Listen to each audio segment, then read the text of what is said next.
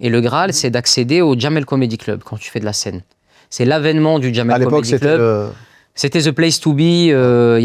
C'était Thomas Njijol, c'était Jamel qui avait lancé Thomas, Fabrice, Blanche. Ça cartonnait. Plateforme unique. Exceptionnelle. C'était du pain béni. Parce que pour les gens qui faisaient ça dans toute la France, tu savais qu'il y avait un endroit, une destination où tu pouvais aller qui pouvait te faire décoller. Qui pouvait te faire décoller et pas qu'un peu. Ouais. Parce que quand tu regardes aujourd'hui tout le paysage audiovisuel français, les 3/4 sont passés par le Jamel Comedy Club. C'est assez dingue. Est-ce que le Jamel Comedy Club est ce qu'est le Paname aujourd'hui ou pas un peu? Oui, il y a de ça. Ouais. Il y a de ça avec... j'ai l'impression que le Paname est plus ouvert. En plus, il y a des gens confirmés qui vont au Paname, qui font exactement. Mais c'est-à-dire que le Paname, il y a un truc, j'ai l'impression que c'est un peu plus ouvert. Le Jamel Comedy Club, il y avait cette chose en 2009, très fermée. Et donc, pour y entrer... C'était chaud.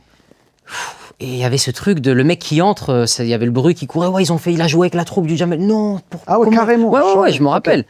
Je me rappelle de ça. Et ça, moi, c'était mon objectif. Donc, je me rappelle rester devant. Moi, en fait, le fait d'être parti très tôt de chez moi, du Sud, et d'être arrivé à Paris à 18-19 ans, il y a une insouciance. T'as pas conscience de tes actes. Ouais. C'est-à-dire que tu arrives et tu dis pas, putain, ça peut avoir des actes quand même, ce que je suis en train de faire, s'il faut que je revienne et que je reprenne des études et tout. Et je me posais pas ces questions. J'étais là, j'avais pas de femme, pas d'enfant, pas de charge importante, tu vois. Donc, je vivais à fond, je traînais devant le Comedy Club, j'attendais. Jamel, un jour, il est sorti, je fais un truc, un sadique. Je fais un truc de fou. J'étais vraiment un fou. Je savais pas comment aborder le sujet, je le vois, il a dit vraiment, je me rappellerai toute ma vie.